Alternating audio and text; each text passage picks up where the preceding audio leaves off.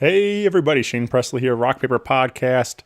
Hey, I got a couple of big shows coming up I want to tell you all about. Starting off this summer, June 22nd, we're celebrating 5 years of Rock Paper Podcast at the 5th annual birthday show being held at Broadway Oyster Bar. Again, June 22nd. I'll be bringing along Amanda Fish Band, Tony Campanella Band, and Odds Lane. Music will start about 10. It's an $8 cover for that show. So come on out and join us for some great live music, plenty of cold drinks, and all kinds of delicious food from Broadway Oyster Bar. Also coming up Tuesday night on May 14th, I'll be out at Naked Vine for my singer-songwriter storytelling showcase featuring Karen Choi, Billy Crogan, and Tony Compton. That's a 7 o'clock start, $5 at the door. And we do that every second Tuesday of the month. But yeah, let me tell you about my friends over there at Naked Vine. They're always serving up the best wine, whiskey, tequila, and local craft beers. And you can come visit them in Chesterfield, Missouri for some great live local music on Thursday, May 16th. Phil and Carson of the Scandaleros will be out there. On May 17th, Friday night, Cree Rider Band and Gin Strings. And Saturday, May 18th, Find a Drive and Gin Strings. Double dose of Gin Strings this weekend down there, so come on by. You can find all this information and more on Facebook, Twitter, and Instagram, nakedvine.net. And also want to let you know about my friends over at Joseph Meyer Club. If you haven't checked it out yet, they have this great product. It's an aftershave. It's a foaming aftershave that I've been using, and I love it, and I think you will too. Head over to josephmeyerclub.com. Follow them on Facebook also. And when you enter RPPJMC20 at checkout, you can receive an exclusive 20% off of your purchase. And there's always free shipping, so keep that in mind. But again, RPPJMC20 at checkout at josephmeyerclub.com. All right, everybody. Thank you for listening. Hope to see you out at some of these shows coming up. And have a great day. Podcast is kind of like it's like a radio show that's not on the radio. It's on the internet. Does that make sense? Uh-huh. Yeah. That's also like my mom. It makes it sound more confusing, doesn't it? It sounds like this. I'm Ben. I'm Dylan. And I'm Steve. And we're the Matching Shoe. And this is Rock Paper Podcast. Rock Paper Podcast. Rock Paper Podcast. Rock Paper Podcast, y'all. Hey, everybody. Shane Presley here, Rock Paper Podcast, coming to you from St. Louis, Missouri. Recording today at Notch Violins with the Matching Shoe. Welcome back to the show, guys. Hey, thanks for having us. This is Shane. Yeah, I'm very excited to be here, guys. I'm excited to catching up with you. It's been a while now. I mean, we haven't. I don't think I've seen you guys since the Toys for Tots party we threw together back in November. Yeah, which it's been at least 100 Rock Paper Podcast episodes since then. So it's been a while. Yeah, It has been. It's been a bit, which I want to say thank you again for you guys coming out there and joining me for that. That was a really fun time, and we raised a lot of money for a great cause, a bunch of kids. A great cause. Yeah, for so sure. Appreciate what you do for them. Thanks, man. Yeah, I mean, I couldn't have done it without you guys. But Pleasure. It was a big group effort, and we did really well. I think I was happy with everything, and we're going to try to do it again this coming year. So for 2019. So hopefully. Get all that worked out here shortly. But you guys have your own party coming up. That's why we're here today. We have a big new album coming out. We have a big release party over at Old Rock House. A lot of things happening. So this will be a good time to catch up and get to talking about everything you guys are doing. So let's get right into it, though. Like I said, Old Rock House, May 17th, the Matching Shoe album release party. You're going to want to get your tickets right now. And come join us. So let's talk about this evening, guys. You're bringing along your friend Joanna. Yeah, Joanna Serenko. Yeah. Yeah, she's very young, talented, super talented singer-songwriter, and she'll be opening up the show for us. She just won the talent competition at the Fox. Yeah, the teen talent competition. Over of hundreds of kids out of the state of Missouri, she Yeah. won. She's a Very very cool. talented singer, amazing vocalist, and you should totally check her out and get there early so you can. It's very worth your time, Yeah. and your ears will be pleased. Yes, yes. Yeah, man. And we'll be even playing a few songs with her as well. So Okay. yeah. So that so she'll be kicking off the evening, and then you guys are gonna do a nice long set, play the whole record, or what are we playing Yeah, there? we're That's the gonna plan. play the record, and we'll Full probably, band. there may be a few other things that slip in. Who knows? Sure. You never know. But the plan is to play the record. and so- and we'll have Dominic back. Yeah, that evening? yeah. Old Oh, Dom in town. Yep, Dom's back in town, Yeah. baby. Yeah. The boys are back in town. Yeah, oh yeah, Yeah. You know it. That's what we need. Some cue the music.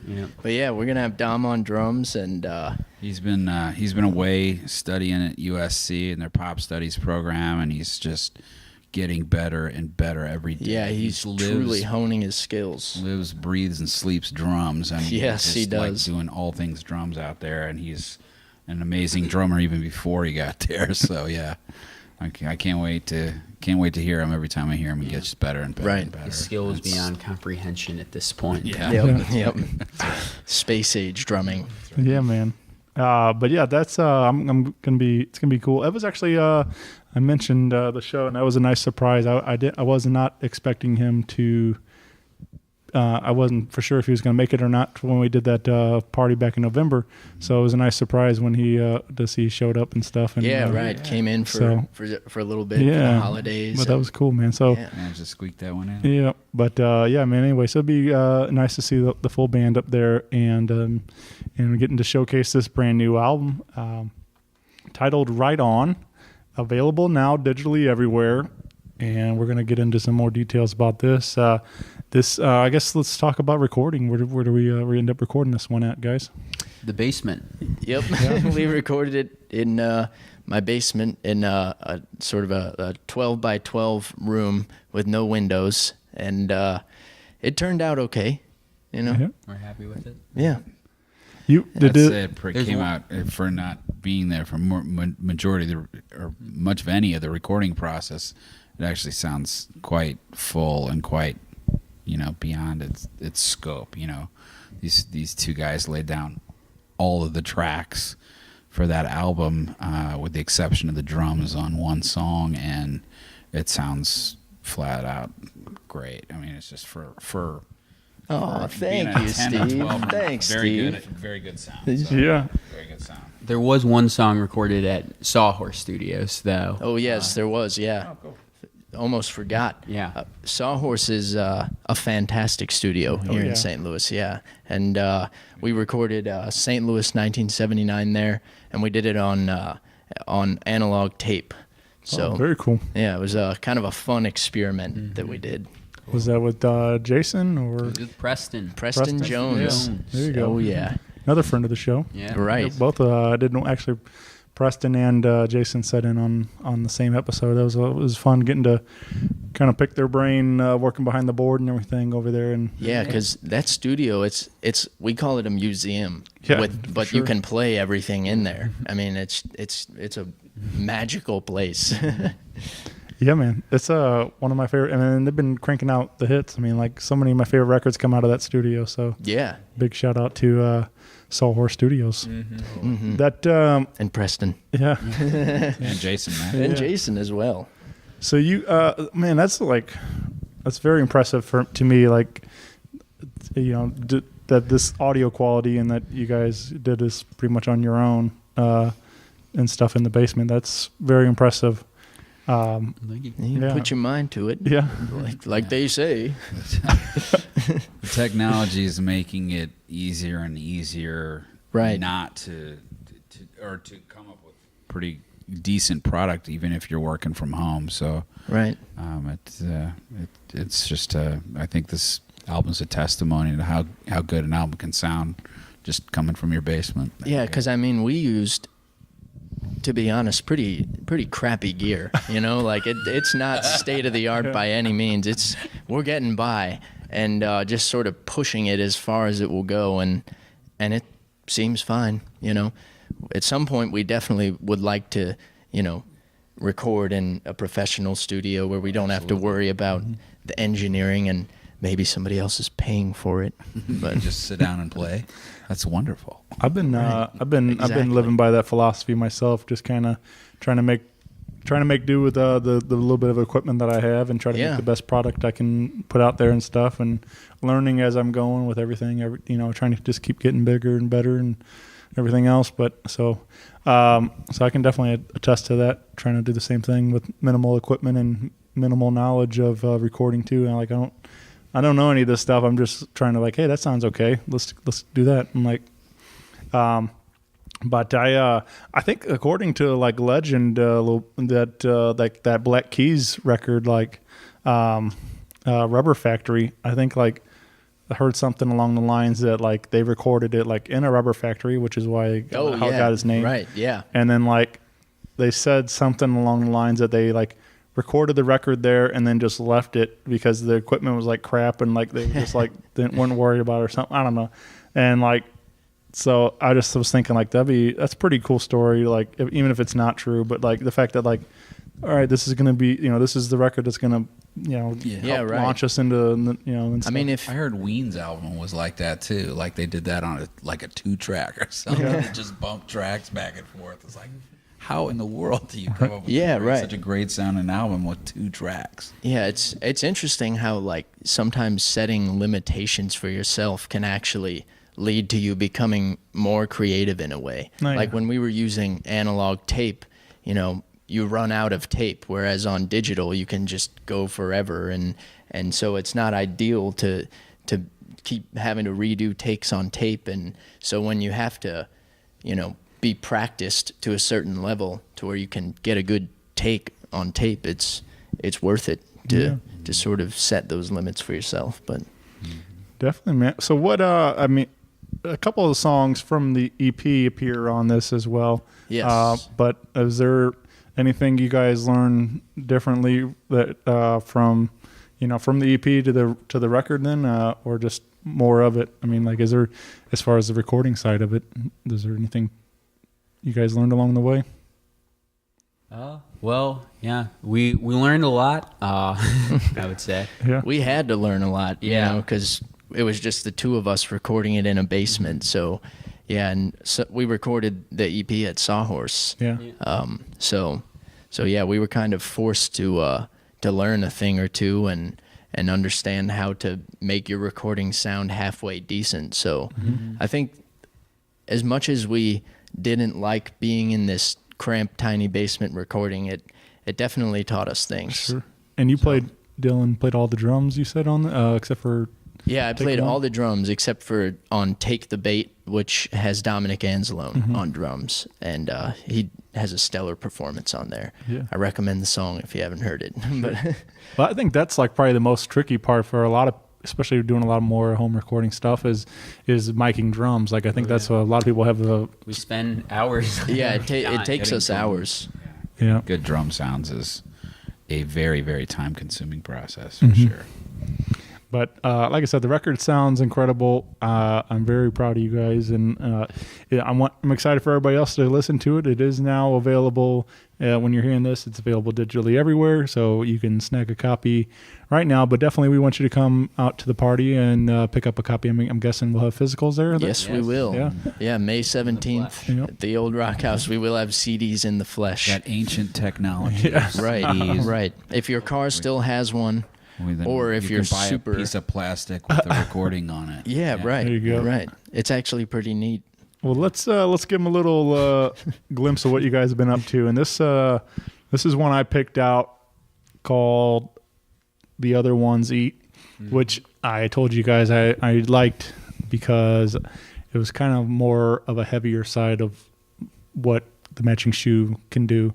But I like it all, but like I thought this one was fun just to hear a little bit different style to it, and definitely a rocker. Yeah, it's one where we just pretty much hit everything as hard as we can most of the time. You know, you got to have those. You got to have those. It's therapeutic. This one goes up to 11. Exactly. That's right. Exactly.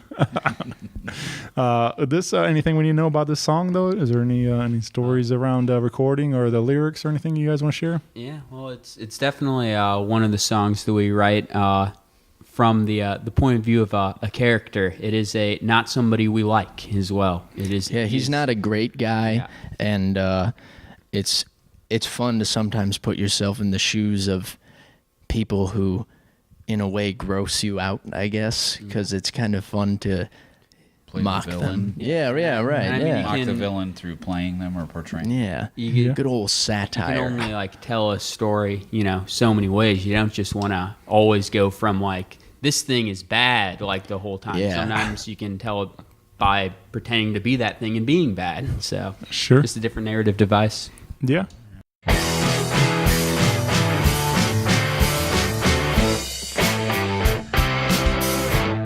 I got some in my hands, but more on my mind.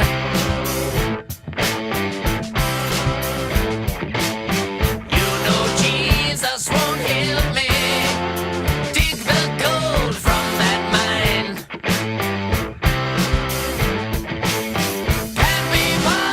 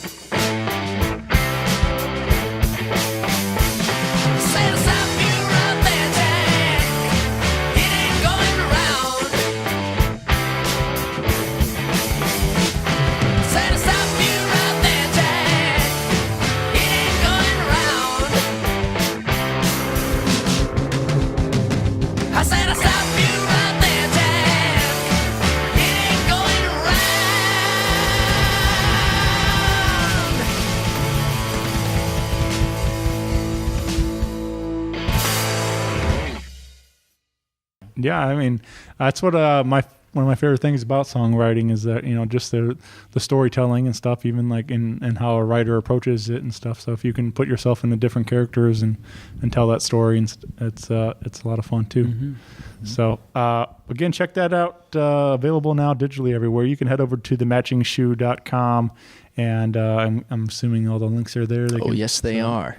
Click away. Send you over to Spotify and iTunes and all that, and you can be sure to follow along with these boys on Facebook and Instagram as well for more details. And visit again, Old Rock House STL, I believe, is their website. I think you're right. Something like that. Google it, you'll find it. But Old Rock House for tickets, I think they go through Metro Tix. Yes, they do. So you can go on our Facebook page or Instagram or our website, and the ticket links are on there as well. Right. Yep. So but yeah, that's gonna be a fun night getting to hear hopefully the full album and everything. Getting to see you guys. Yes, you will stretch out and play a long set, and it's $10 at the door, and doors are at 7. And the music kicks off at 8 p.m. Nice. Maybe 8:01. Don't hold me to it. Right. Call it 8-ish. Yeah. That's what it'll say on the poster, 8-ish. Yeah. But I'm well aware of musician time, working down at the bar and stuff. It's never our fault. Subscribe to musician time. Yeah. You're either on time. If you're on time, you're late. Yeah. That's how I think about it. But it's a classic Uncle Steve quote right there. You go. I'm known as the voice of reason. Yeah. He is. We're gonna let's go put that on the next T-shirt. Which I never thought I would be called ever. Yeah, you were dubbed the voice of reason by somebody else. By a very important person in the Matching Shoes narrative. Yeah. He's responsible for the birth of Ben. I laughed my head off when I heard that because I never, ever thought anybody would ever call the man who brought Ben into this world called Steve the voice of reason. He dubbed him that. So it is official. Make no mistake. Well, I guess we should probably talk about this because I believe the last time on the show, Steven wasn't playing with the group yet. So how did we become Ed and Steven to the band now? Hey, real quick, I'll give the short answer. Okay. Steve was down and out. I mean, he was having a rough time, and I mean, he could barely keep the clothes on his back. And he saw one of our show posters and just kept hanging out around us. You know, we got the restraining order that didn't even work, and then eventually a lot we of just begging and pleading. Yeah, right. It became so annoying that we were like, Steve, you can play bass for us if you'll leave us alone. The end. Yeah. That's the truth. Yeah. You heard it right here on Rock Paper Podcast. That was a load of bull.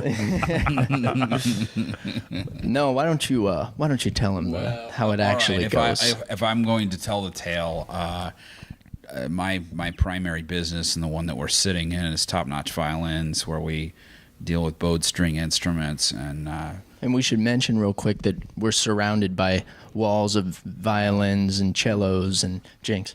Violas, basses. And Ben, our keyboardist, is a fabulous double bass player to Jacobs in Indiana. Yeah. Classic, studying classical, was an all-state bass player.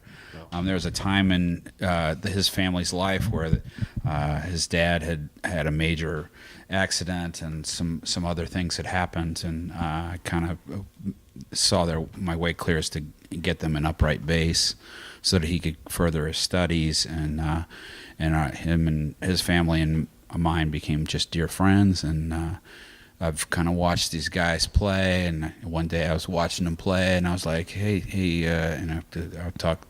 Ben's dad's named Daryl. He's my friend, and I said, hey, Daryl, you really ought to tell Dylan to throw a mic on Ben, you know. So probably one of the best things that they ever did. That was my suggestion. They threw a mic on Ben, and Ben starts singing the harmonies, and because they were doing like Breakdown, and by Tom Petty, and it's got that section where they breakdown. Like all those harmonies up there, and you got to get those in there, or else the song doesn't sound like, that's what Harmonies make or break bands. They, to me, they separate good bands from great bands, and so I think that's one of the things that we, that I was kind of. I felt like I was pushing the band, but they had me play on a couple songs, and just they're like, "Hey man, we want you to play bass with us." And I was like, he's all right. He's okay. I can fake it pretty well. So yeah, man. But yeah, he learned the songs, and after a while, at first it was kind of like, "Hey, we need you for this gig," and it like was emergencies. Yeah. There were times. Steve, we need you to learn all these songs like in 2 days. This week. Yeah. Yeah. Emergency bass player. Yeah. So he was like the backup guy for a while, and then it just got to a point where he learned so many songs, and he was just playing all the time. Yeah. Yep. And then everything became an emergency. Yep. So now it's like, Steve brought the ambulances and the sirens but yeah, Steve has been a marvelous addition to this group. Yeah, man. So, because he can sing and play. Right. And those are hard to come by. Yeah, it's cool. We did a little live jam here too, and people here, but you guys are, all three of you singing on it and stuff, adding some of that little textures to those harmonies like you're talking about and different stuff. So it's cool to see that all you guys are singing along on these songs and stuff, and offers a lot of different range.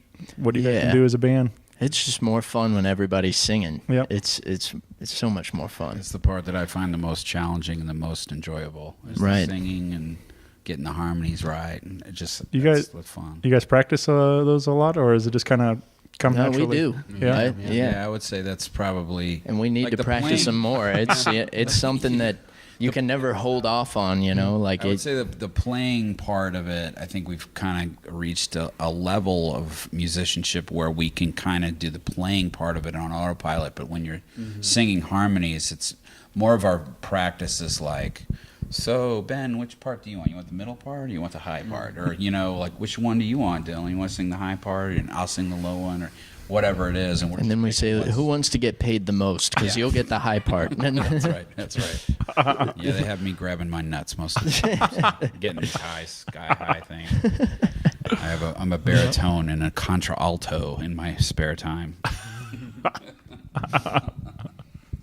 We're getting we're working Steve's vocal cords out. He's definitely worked my high register. Yeah, they work. You're in the BG range now, exactly. That's it. Give me the BG stuff.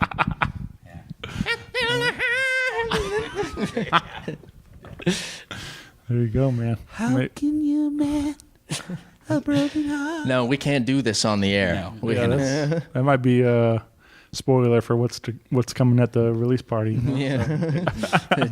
Damn it! I knew we shouldn't have done that. I'll stay off. That's Well, we like I said, we mentioned a little live jam, and we did a song that also appears on the record called Marie, and this was kind of fun for me because I was listening tonight at work, just kind of getting in the right headspace. Doing your homework. Yeah, doing my homework and getting ready to go, and so I was listening, and I was just thinking, like, as I'm listening, I was like, what was that? And then all of a sudden you're like, there's a lyric where you're like, that's just the rain or something, or whatever, however the lyric is, but it just made me it just made me laugh that like you answered my question as I'm listening to the song, and like it was like a weird moment for me, and then so obviously it's quite appropriate for tonight as it's been like a monsoon for most of the evening out here, but it's been like a weird off and on rain all day. It's like either like raining buckets or it's like kind of sunshiny, and then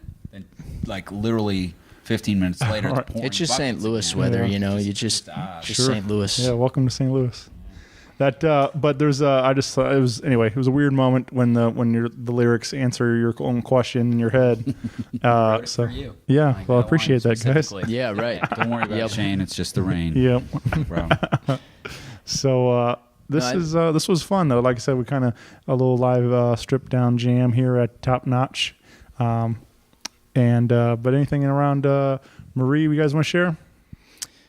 Well, it's you can kind of put together your own version of the story after listening to the song, but it's mainly, I would say, just about kooky things happening, just out of the ordinary things, and kind of uses the context of the story of this girl as a means of getting this story across, but overall, it, like you said, it questions are answered after they're asked, and it sort of bounces around between different people, and it's just kind of a story that unfolds as the song goes on. Yeah.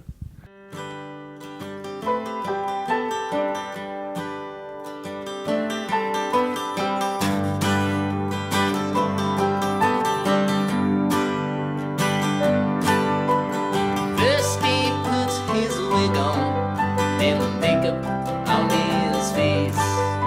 He makes his way and passes me on Grove Street.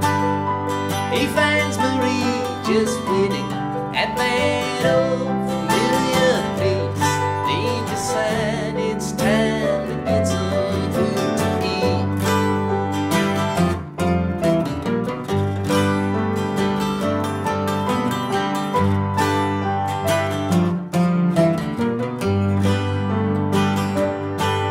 I found a crystal sitting on your doorstep, hoping that you'd wear it on your keys.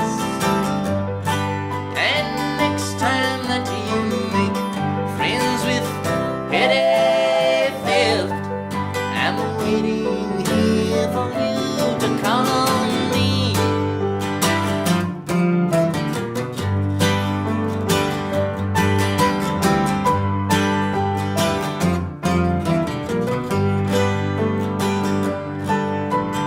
Throw away your horoscope if you really wanna see that beyond this crowded rehab there's a place for you, Marie.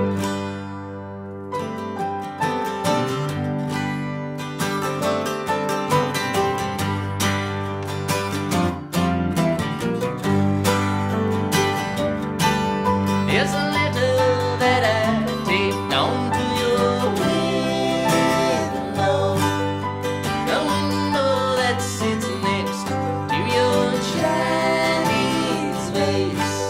But the letter, it goes missing every time the wind blows. I guess I'll have to put my face inside the vase.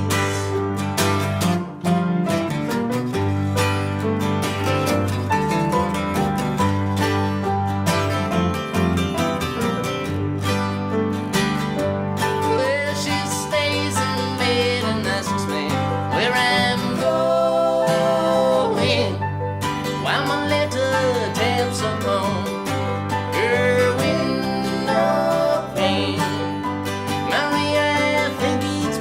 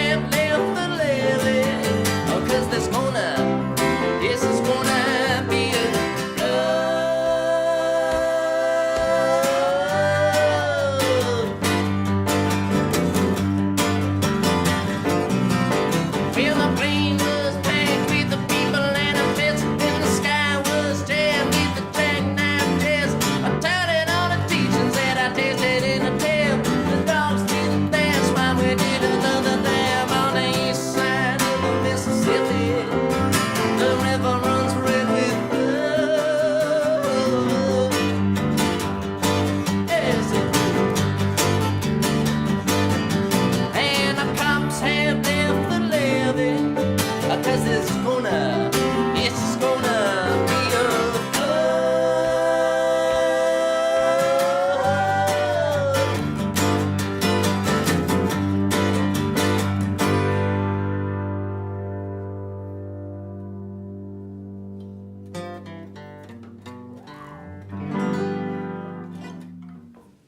Do you guys now when you guys are like writing this stuff, and are you guys collaborating on lyrics or more? Yeah.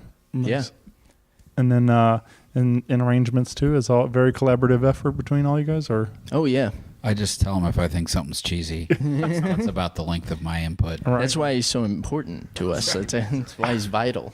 But yeah, it's I'd say it's definitely largely collaborative.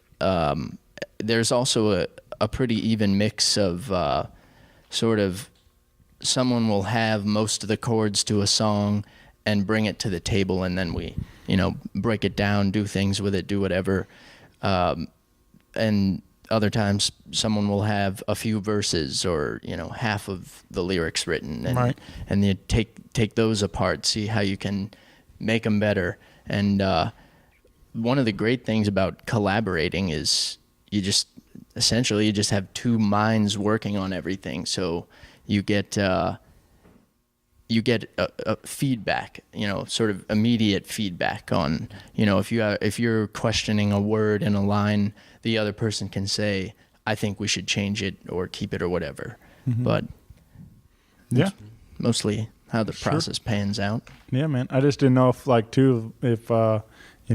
is a Dylan song, this is a Ben song, or or if it's strictly all the matching shoe and stuff. They're all Dylan songs.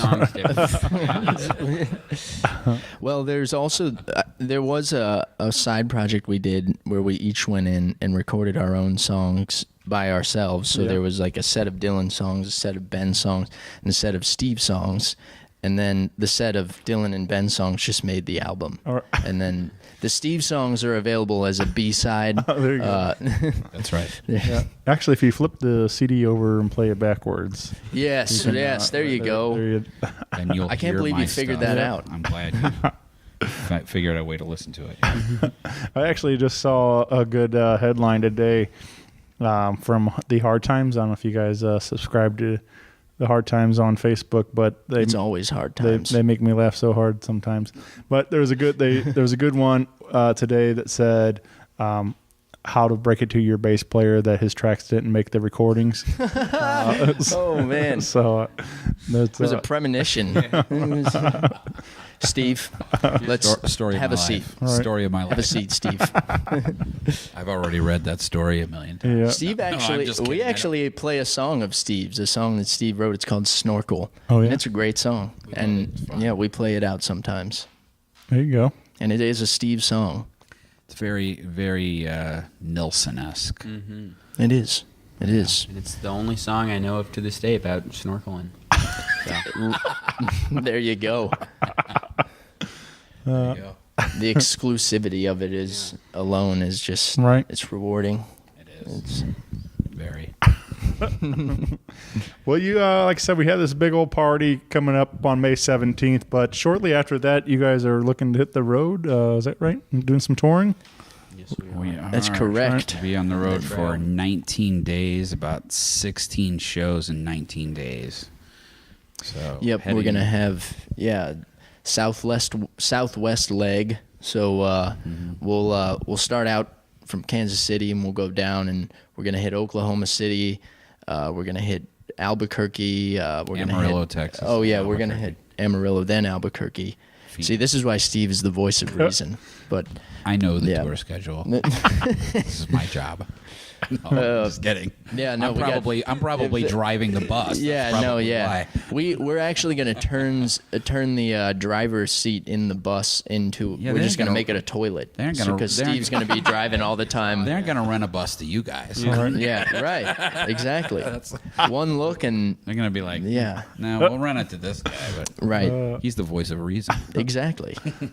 You have that aura. So but yeah, it goes.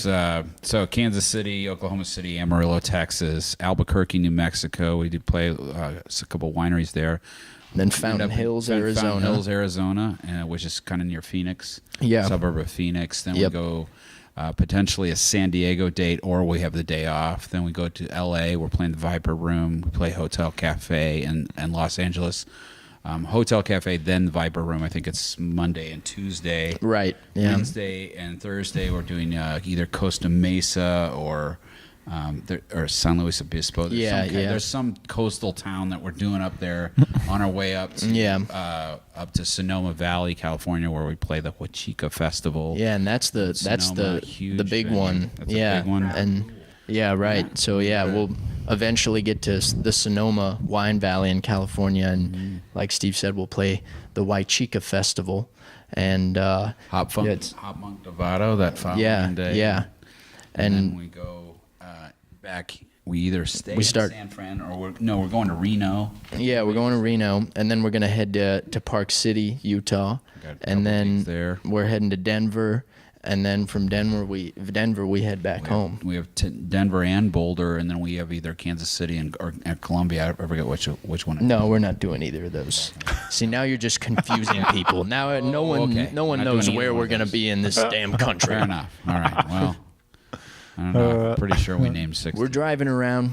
Just stay tuned. Watch your local news station because the police will be warning you when we're coming That's on through. the website. It'll be on the website. Yeah. Well, Viper Room, that's a pretty iconic stage, right? Yeah, right. Yeah, it seems like we've never been. It seems like a cool joint, and we'll be doing a double bill there. I don't know a whole lot of the history, but I think it was like a pretty iconic rock club in the 80s and stuff. Like making a lot of bands got their break there and stuff. Yeah, and it's kind of the same with Hotel Cafe, because I want to say it's Johnny Depp's club. Okay. No, Viper Room is Johnny. I don't know. No, I think he has to do with it now. Yeah. Oh, okay. All right. Viper Room is. Well, anyways, Hotel Cafe is also like I think a pretty well-known venue. Yeah.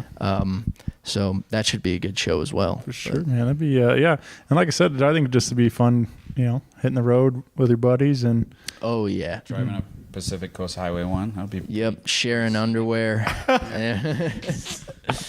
Sharing van air. Yeah. That van's gonna stink. Between Dominic and me, man, we'll heat the van. And just we're gonna have plugins because there's outlets in the There you van, go. so we'll bring plugins. and I'm sure it's just gonna be like tonight, just dropping Dewey Cox references on the whole time. Yeah, right. You haven't seen it. Here's our ad for Dewey Cox. Go watch Walk Hard. Dewey Hard. Cox. Dewey Cox story. You don't want no part of this. You don't want no part of this. But yeah, that's one, and for me, like it's like Big Lebowski is another. Like just those movies like never get old to me, and like just are so many classic lines that just like are very quotable the whole time, and like never. Yeah, that song St. Louis 1979. I'm not It's Lebowski. I'm the dude. Yeah. yeah. But yeah, that song St. Louis 1979 is it's a bowling song, and the story itself was sort of independently arrived at, but it definitely sort of shares some plot points with Lebowski. Sure. I we mean, mentioned specifically that line. Step over. He's got to mark at 0 because he steps over the line. So, yeah. yeah, man. Jesus. Old Walter. Yeah. That What was the guy's name? What was Buscemi's character? What was Donnie. it? Donnie. Yep. Donnie. That's right. R.I.P. Donnie. Yeah. Nothing like when he shook those ashes. Yeah, what was that shit about Vietnam, Walter? All the ashes just go all over. We're getting off track here. We're getting off track. This is we're not here for Lebowski, damn it. Right. Sorry. You know the dude is a religion. Like there's a religion. Yeah, dudism. Dudism, yeah. Yeah, man. And that's where we'll leave it. The dude abides. Yep. I actually learned a lot of weird stuff about that.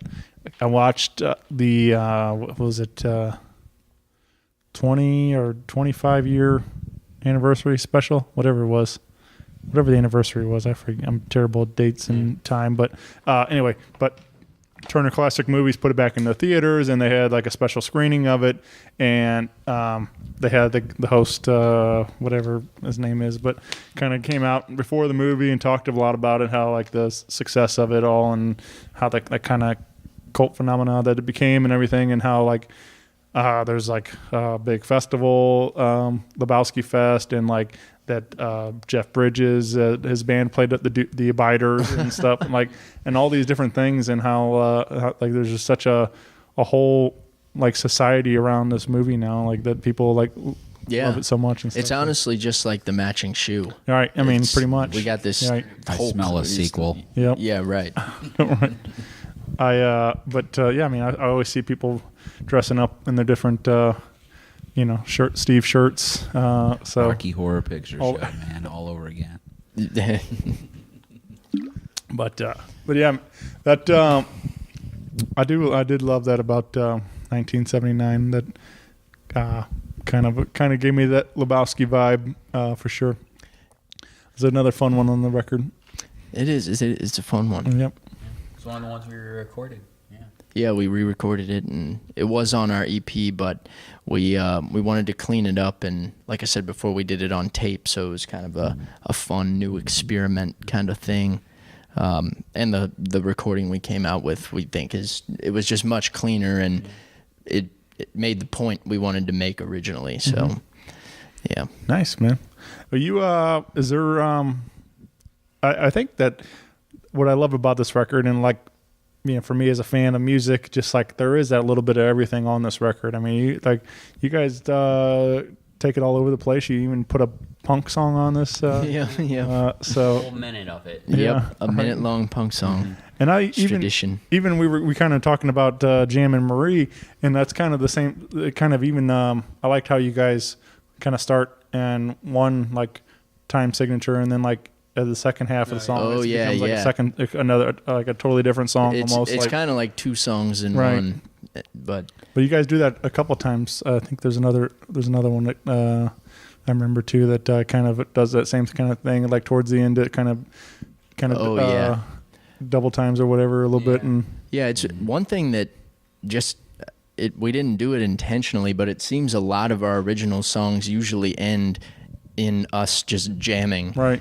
Just because you get to that point where it's like, okay, enough words now. Let's just soak in the music part of it, For sure.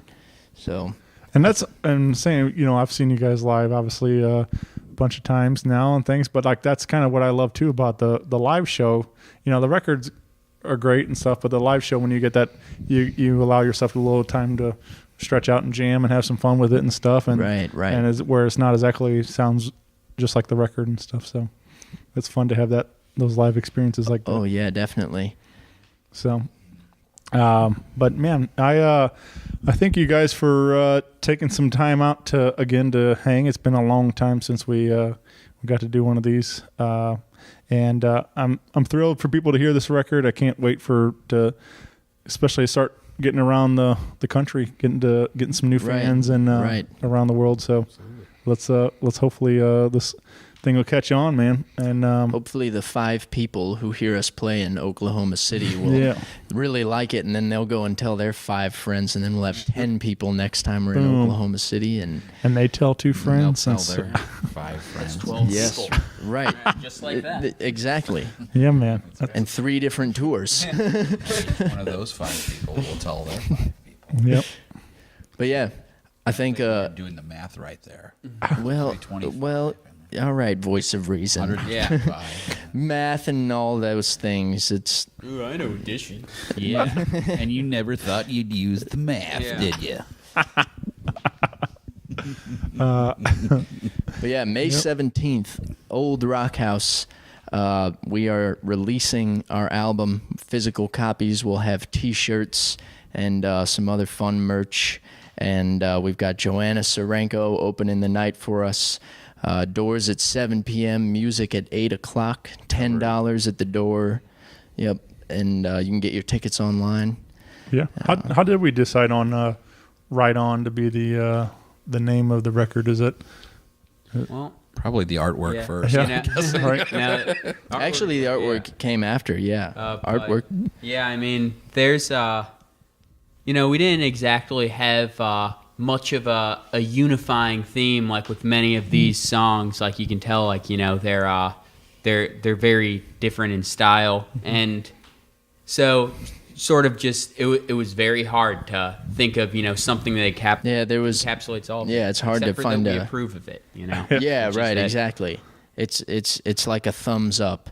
Like it's everybody everywhere says right on, and so And we it's- would like to tell our music that. Yeah, It's just a exactly. little letter from us. right. As our music grows up in this world, we want to let it know that we're happy for it. So right on, man. Yeah, there you go. Is it? I did like the artwork. I did mention that too. Like it was. Is that? Did we have somebody design that for you, or did you guys That do was that us. yourself? Yeah, you did all Yeah, that. Yeah. We just cut a bunch of things out Right. and yeah, Scanner. yep, Made a collage. Yeah. Yeah. and a free font website. Yep. Oh, also with the help of Heather Harper. Oh yeah, that's It right. was not only us two. Yeah. Yeah. Well, very nice. I think that's fun, man. Well, like I said, especially being a independent artist and stuff, getting to get creative with all that different stuff and figuring out how to make it all work. Yeah, right. So, we did have a couple fan questions for you guys. Really? Yep. From Judy. She writes in, Yeah, all right. and she Judy. Hi, Judy from St. Louis. Welcome to Rock Paper Podcast. You're on the air. she writes about she asked one I thought was good as it says gear. Do you love it? Gear. Yeah. I gotta say, I'm not a big fan of gear. It Right. doesn't. Why do you need gear? No. I'm a minimalist. Yeah. Yeah, I that's true. really, if I have a bass plugged into an amp, that's really all I need. With these guys, I did put a small collection of pedals together, and I love the configuration and the possibilities that you can do with textures and sounds. But do I love gear? No, I use gear. All right. I use gear. I use gear to serve the song, and that's I think what all of our instruments come down to is just a creative outlet and a way to make music. And it's like asking a painter, do you love paint? Yeah, I guess probably. Yeah, right. They might not love paint, but I'm sure they love painting. Yeah, So they're it's probably just like, man, I hate paint. That stuff gets all over me, and especially the oil. It like doesn't sniffing wash glue. out of the clothes. Yeah, just like sniffing glue. Steve, you remember those days? Just remember it. Yeah, that's right. And she Judy also writes in, when you hear music in your head, is it at full volume? Which I thought was That's a good question. interesting. Yeah. It's an interesting thought. I like how much Judy is thinking about this. I think being a musician, for me anyway, when I hear music in my head, it tends to drown out other sounds. It's not that I can't hear other sounds, it's that my brain shuts them off, and then I'm focused on whatever is going on in my head. So maybe that's more ADD. And it's a skill. No, yeah. ADD. It is. It's useful. It is useful to have that deficit of attention. Because I would say use it to your advantage, right? there is no volume knob in your head. Like if the song is going, it's going, and you're probably not focusing on anything else, like Steve described. So, like when there's music in your head, you're usually not anywhere else but in your head listening to the song. When the also a when the muscle that tinnitus you kicks train, in, I wish there like- was a volume knob. Like it's called it's referred to as audiation, and like it's something like you train, you build up, and hopefully it gets louder over time. And what do you know? It's pretty useful. Yeah. Yeah. See, he's the guy who went to a 4-year university. When the tinnitus kicks in, I wish there was a volume knob to turn Right. this up. No, but that is a good question. So yeah, I can answer that honestly. Well, hopefully, we'll have everything full volume May 17th. And then some. There you go. Yep. And It's going to be like a rock concert with definitely jet planes taking off like that level of volume. Yep. We won't make your ears bleed, but you'll definitely be able to hear us. Well, just loud and one clear. Right. short of ear bleeding. That's right. Yeah. We'll keep it from ear bleeding. Right. But that's I'm excited. I'm just gonna come out and party with you guys. It's gonna be a fun night, and get my copy of the brand new album. So, again, join us May 17th, Old Rock House. Tickets available now. Get there early and see Joanna. And we'll see you all there. Amazing. Yeah. Just check out Joanna. She's amazing. Yep. Well, big thanks again to Top Notch Violins for letting us hang out here this evening, and I will see you guys very soon. All right. Thank you, Shane. All right. Thanks, Shane. Thanks, everybody. Cheers. Bye. Rock Paper Podcast. Rock Paper Podcast. Rock Paper Podcast. Rock Paper Podcast. Well, yeah, that was it.